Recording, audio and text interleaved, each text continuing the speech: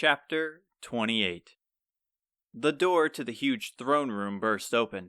"Your Majesty," the guard calls. "We have brought the intruder." Aziza is dragged into the room by the burly guards. She tried to fight her way out of their grasp, but their ambush was too much. She awoke on a nearby beach, and before she could think, she was attacked. Her mind races, not only for her friends, but her safety. Her thoughts draw to a blank as she spots an old sloppy man with food stains all over his red coat. As he sits on his throne, he has two beautiful dancers on his lap that he grabs tightly, rubbing his pudgy fingers across their smooth, exposed skin. Their young faces are nervous, and they squirm every time he latches his massive hands onto them, like a farmer onto a cow's udder. His smile is devious, and his laugh is sinister.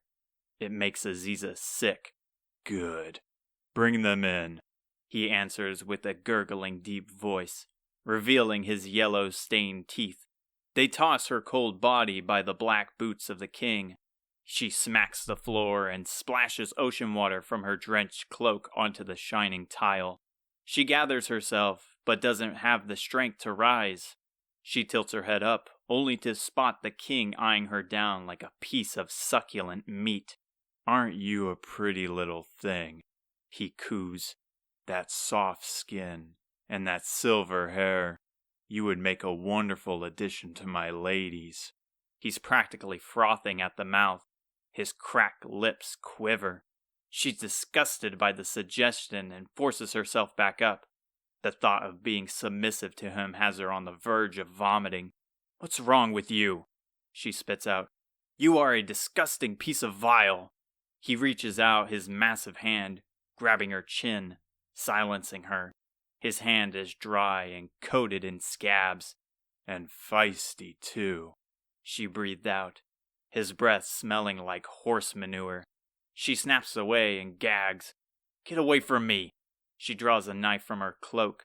However, the guards are quick and retaliate by holding spears to her throat. "How can these people defend this man? Where the hell am I?" He chuckles and speaks softly. Now, no need to fret. What I offer is a deal of a lifetime, and I think it's only fair. After all, you did trespass onto the land of my kingdom. Our ship sank and I ended up here by accident," she growls. "Where are the rest of them? Have you enslaved them?" "First time I'm hearing this. Surely this disaster would have been reported to me post-haste." He looks over to the guard. "Well?" "There was nothing to note near the kingdom's edge. We found no resemblance of a ship, and she was the only one we found. However, she did have this." He pulls out from his pocket the shining green orb. Aziza is shocked, quickly checking her satchel. But for once, the king appears to be mad with rage. He pushes the dancers off him as he raises. His eyes bulge from his head like some nightmarish monster. He points and screams, "Take her to the dungeon. She will stay there till her bones are picked clean by the maggots that await her." They grab her arms and drag her away. She screams out for help, watching as the guards hand over the green orb to him. One guard drives his fist into her head, knocking her out cold. Hey. She holds her head and her vision refocuses on her surroundings. Her head is thumping and her body is weak. She is freezing. Her throat is dry and her stomach is growling. Just trying to lift up has her ready to black out. A young man takes a seat in front of her. She finds herself in a small cell. The room is completely empty, and the stones are broken and freezing. She peeks out of the cell to barely see a pile of human bones across the hallway, in another identical cell. The hallway appears to be endless, as she can't see anything within the pitch-black darkness. Unlike Romaria's dungeon, it is eerily quiet. Not even rats or bugs scurry or crawl. "It's good you're okay. It looks like you took quite a beating. Here." He wraps a shredded blanket around her, grabbing her attention back to it. "It's not much, but that's unfortunately all we have." She gazes into his innocent eyes. He's a young man with his face covered in dirt and a strong scent of waste. He adorns armor like a classical knight with spiky black hair. He is extremely thin, and his hands shake as he outstretched his arm. I am the son of the great Simon, wielder of the legendary sword, Mountain Cutter. Weird way to introduce yourself, she answered, keeping her eyes on his expressive hands. Other than the repulsive smell from his body, he's friendly and appears to have no intention of harming her. In fact, he looks rather happy with his inviting smile. In a dank and dark place like this, it is uncanny. I guess you are right about that. I share the same name as my father, and my goal is to find him. Despite him being weak, he shoots up. I was to take up the mantle and defeat the Archfiend just as he did. Your father fought against the Archfiend? Of course. He, with some of his mighty friends, were able to bring an end to the Archfiend's plans, bringing peace back to the world. She ponders. He wouldn't happen to have allied himself with a man named Ortega by chance. He gasped as if breathing air after taking a long dive. You know Ortega? Wait, you mean to tell me that you are the daughter of Ortega with the same wish as I? By the goddess, how fate has brought us together. Calm yourself. I'm not Ortega's daughter, but I know someone who is, and we are fighting against the Archfiend as well. That's excellent news. We shall break away from these chains that bind us and set forward to achieve our destiny. Aziza tries to lower his voice with subtle gestures. If your goal was to find your father, how did you end up here? He takes a seat across from her on the dirty floor. I came in hopes of talking with the king about his whereabouts. My father and he used to go way back, so I thought he might have a clue on his location. However, the moment I come in, he locks me away in this dungeon for a lifetime. How could your father possibly be friends with that monster? That's just the thing. That king is not the man my father and I remembered. I believe he is under some kind of curse or spell. He would never take the life away from someone for a simple wrongdoing. Now that you mention it, when I was dragged in, at the church they were holding a funeral for someone. From what the locals were saying, he was executed for talking ill of the king. He shakes his head. Such barbaric indiscretion against one's own people must be served justice. We have to end this mad king's reign. So far from what Aziza had gathered, she drifted to a place where none of her friends washed up to. She noticed the tall mountains from the beach, but with the lack of poison and monsters, this place couldn't be Necrogon. With not much of a choice, she has to play along with the young man's plan, and simply hope for her friends to be in a better situation. With the guards swarming the area, it's going to be impossible. And how are we going to unveil the truth if it is a curse? Unless you're suggesting we assassinate him. His eyes widen, shocked by the words. Nonsense! We're not killers. We're heroes.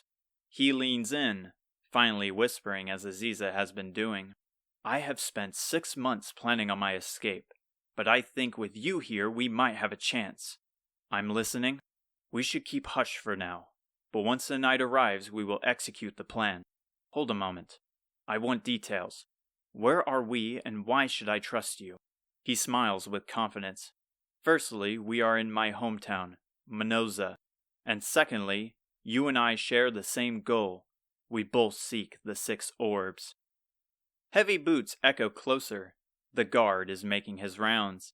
He stares down every cell, undisturbed by the human corpses. The unfortunate prisoners who are still alive are curled in a ball to gather warmth. Others are completely still like the dead. As the guard makes his way back, a moaning catches his attention. He quickly scans to see Simon on the ground, quivering. Thank the goddess you're here, he cried. I think that food went straight through me. Please let me use a restroom, or even hand me a bucket. I don't know how long I can hold this raging force back. The emotionless guard removes the key from his belt. Make it quick, but no funny business. The cell opens, and he steps in, standing over the writhing man. A slight smirk peeks from his lips. That was Aziza's cue. From the darkness, like a shadow, Aziza reaches her hands around his neck. What the? He snaps before Simon springs up, slamming heads together. He falls to the ground, and as he lifts up, both their fists connect with his face. His body goes limp with no resistance. Quite a shame. That guy always spoke of how he felt bad following the king's actions. Hopefully he can find it in his heart to forgive us. That little act is what you came up with in 6 months? Partially. Anyway, let's hurry before he wakes up. They dart out the cell and to the end of the hall. Even with the loud commotion, the other prisoners are silent as they glare. They reach the top of the stairs, laying low to avoid detection, cautious of stepping into the light, peeping into the depths of the dungeon. Simon spins around. Our next stop is the treasury. There we will find what we need. Luckily, with the king being nonchalant, as of his chains, so have his guards. He takes a quick peek to find no one in sight and gestures her to follow. They run through the nearby narrow hall, passing by the grand doorway to the throne room. They make a right turn to find a small garden outside the castle walls, near the castle's rear. As Aziza keeps her eyes peeled, hands on the hilt of her blade, he makes his way past the beautiful pond and to a small shed. He opens it, and a smile spreads across his face. This will work. From the shed, he takes a heavy ladder and looks up at the outdoor windows of the castle before he sets it. Aziza sneaks over to him, breathing in the calm scent of colorful flowers and looking up at the clean white castle walls that are complemented by the moon's light. If she was with her friends, she imagines all the kind of banter they would have. A soft sigh leaves her lips to the thought. She places her small hand to her chest, hoping that they are safe, looking up at the same night sky. All the while, she is thankful for Simon. At the beginning, he was shady, but has quickly proved his worth, occasionally thinking if she could have even managed to get this far alone. From his quick wits down to his bravery, it makes sense that he would have trained just as Hotaru to fulfill both of their father's prophecies. However, a thought crossed her mind. Would he happen to know where they ended up? But such questions would have to wait. The ladder was nearly set. She had to refocus and be prepared for anything. Finally, he places it nearby and points to a covered window on the 2nd floor. The treasury is on the 2nd floor with the king's room on the 3rd. He climbs up. We will find Ra's mirror first, and then from there we can use its power to reveal his true form. She follows. Are you certain it would be here? It has to. This castle holds 2 ancient relics that are opposite of each other. Ra's mirror and the Mod Rod. Hopefully we can find the mirror, and not the other way around. He reaches the window and carefully pushes aside its rouged drapes. He struggles to squeeze through the awkward opening, while Aziza is much more elegant, as if she was liquid. Aziza steps to the wooden floor and is starstruck. The room is covered with glimmering chests that by themselves would be worth a fortune. They are placed all over in random spots, making it seem like a tornado blew in, leaving only a smaller chest sitting atop a golden pedestal, placed on a red drape which reaches the blue regal tile. Wait a moment. He halts by using his arm. It seems innocent at first, but a mimic may be lying among the crowd.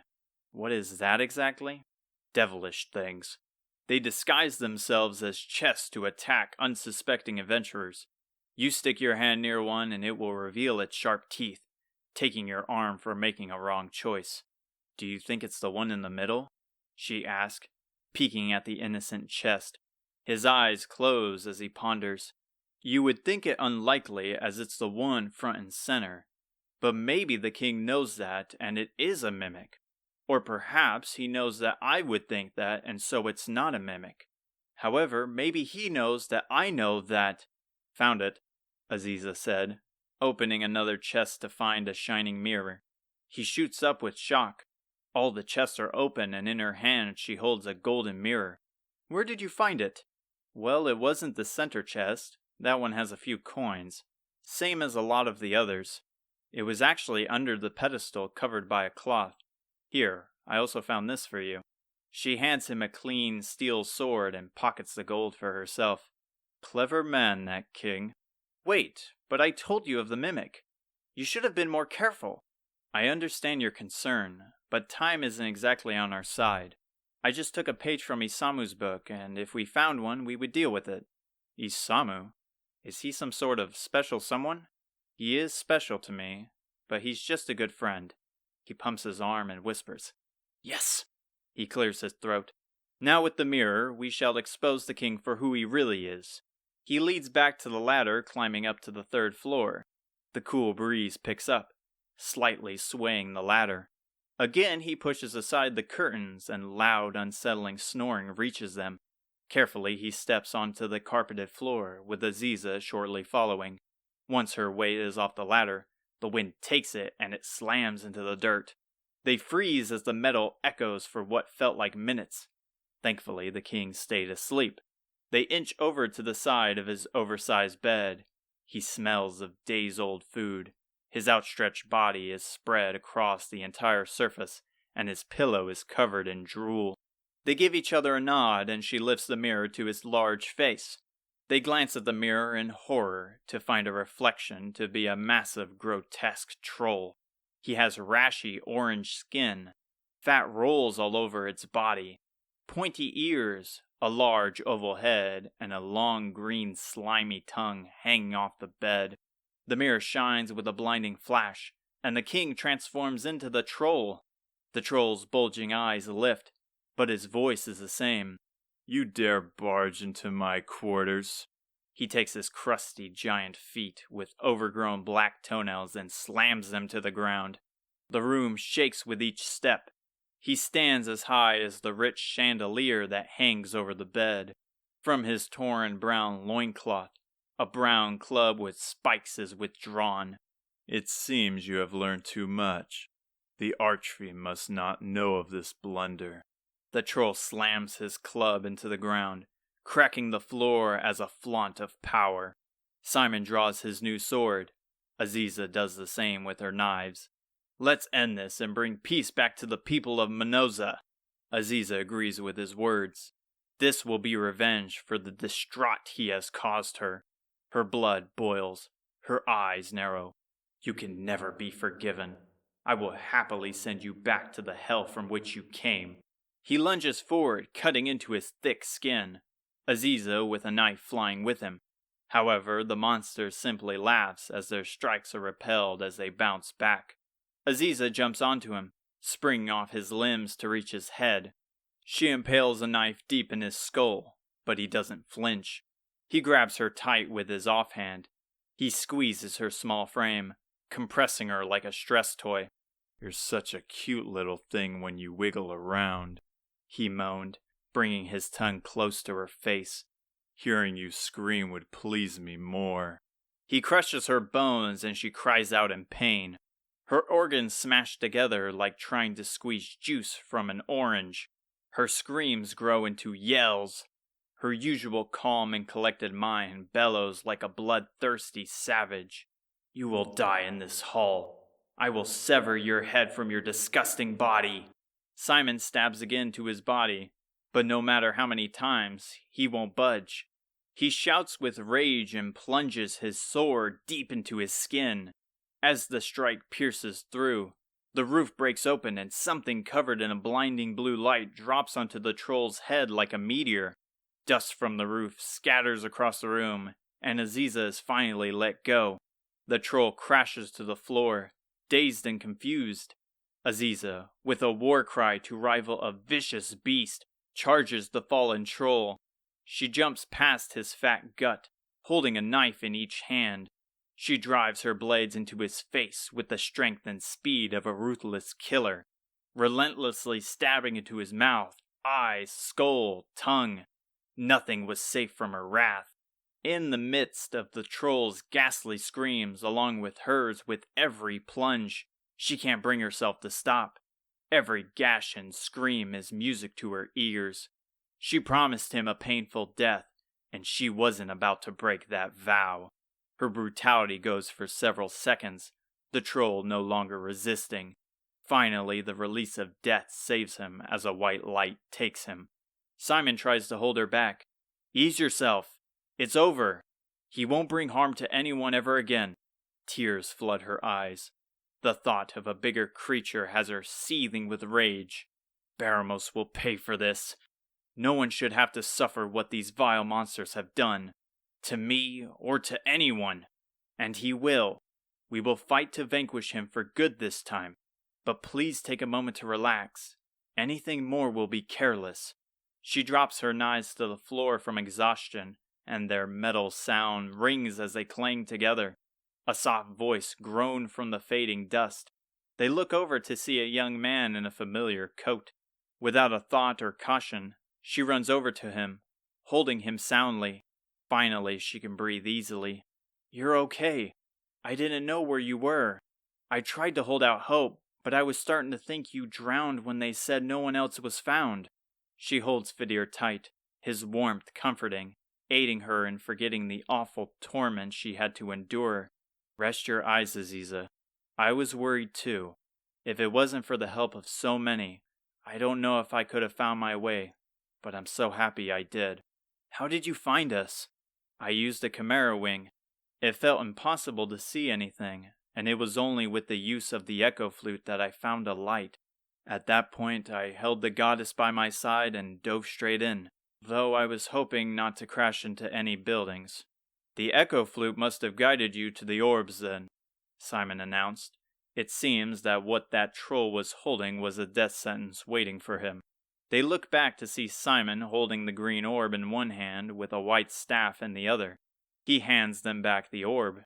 Looks like he was able to maintain his illusion with the mod rod. He puts out his hand with a confident grin. His voice deepens. And it's great to finally meet you, good friend of Aziza, Isamu. Fedir is hesitant to speak with the confident man. He dons a charming grin, flaunting his armor and blade like a fairy tale knight. Aziza rolls her eyes, unimpressed by his act. She wanted to grant him the benefit of the doubt, but it is clear as day he sees Aziza more than an ally. Who is he? Fedir asked Aziza. To put it short, he is Simon, and Simon, this is Fedir. His heart looks like it's shattered, and his smile disappears. So this person is that special someone? Fedir looks back to Aziza for answers, but she switches topics. We don't have time to explain. Footsteps shuffle into the destroyed room, and dozens of armed guards charge in.